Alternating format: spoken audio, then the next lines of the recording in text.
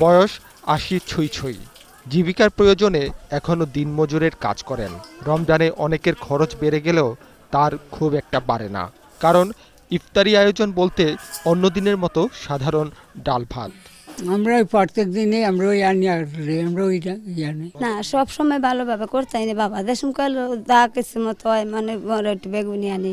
মিরপুর শহীদ বুদ্ধিজীবী কবরস্থানের পাশে গড়ে ওঠা এই বস্তির বেশিরভাগ মানুষের ইফতারির আয়োজন খুবই সাদামাটা। স্বাভাবিক, আমরা বড় লোকের মতো নেই খাবার কই পাবো। আজকে পানি ভাত তৈরি করে রাখছি, ইফতারি করব। তবে স্বল্প আয়ের এসব মানুষ মাঝে মাঝে শখ করে একটু আয়োজন করে। একটু ডালের বড়া বা পেঁয়াজি বানানোর মধ্যেই যেন অনেক আনন্দ। হাঁসারির ডাল এটি আমরা লাইতে ভিজে সকালে সিদ্ধ করে বানাই। মিরপুরের ঝুটপট্টি এলাকায় বস্তির পাশের এই ছোট টং দোকানগুলোতে ইফতারের সময় ভিড় লেগেই থাকে। ১০-২০ টাকার ইফতারিতে খুশি এখানকার ক্রেতারা। ওরা দামও অল্প নেয়, ওইখান থেকে আমরা কিনি। বস্তির লোক গরিব গড়া মানুষ তো এরা কিনে অল্প ১০ টাকা ২০ টাকা ৩০ টাকার বেশি কিনতে পারে না। ছোলা মুড়ি তো হলো, এবার গরমে ঠান্ডা পানি বা শরবত না হলে কি হয়, তাই ভিড় লেগে থাকে বরফের দোকানে। বিক্রেতারা এর নাম দিয়েছে গরিবের ফ্রিজ।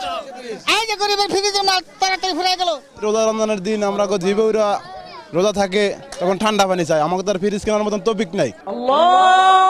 আজানের সুরে ইফতারির সময় শুরু হলে এক কক্ষের ঘরে সবাই মিলে